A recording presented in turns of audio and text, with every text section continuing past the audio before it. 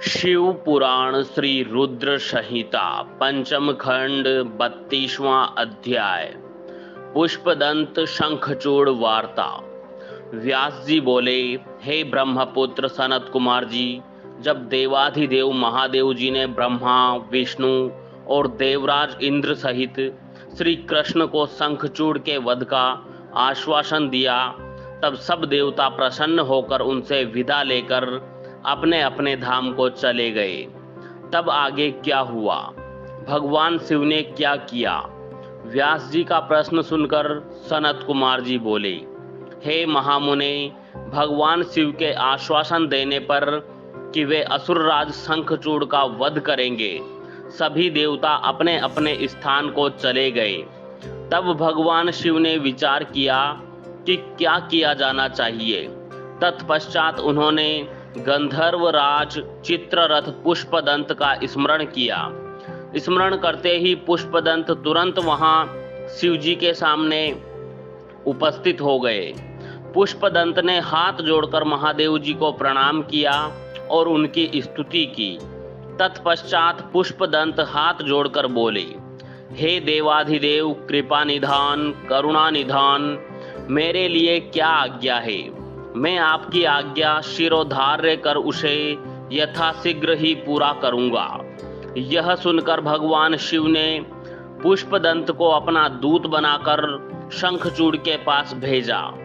अपने आराध्य भगवान शिव की आज्ञा पाकर पुष्पदंत तुरंत ही वहां से असुरराज शंखचूड़ के नगर की ओर चल दिया।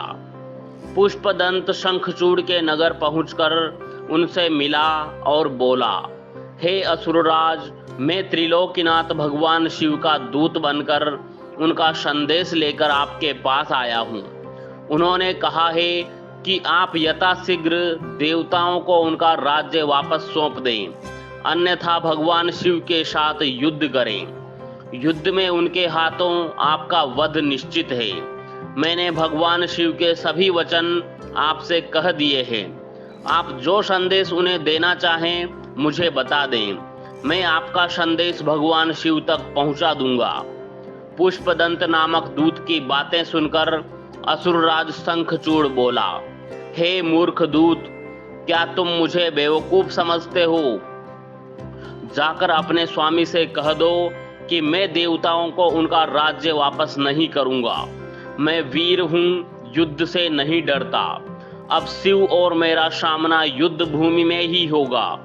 असुरराज शंखचूड़ के ऐसे वचन सुनकर पुष्पदंत मन ही मन क्रोध की सारी सीमाएं पार कर गया, परंतु अपने स्वामी की आज्ञा के बिना वह कुछ नहीं करना चाहता था, इसलिए चुपचाप वापस शिवजी के पास लौट गया। यह अध्याय यहीं समाप्त होता है। अगला अध्याय सुनने के लिए हमारे चैनल को सब्सक्राइब करना ना भूलें। धन्यवाद। ओम नमः शिवाय।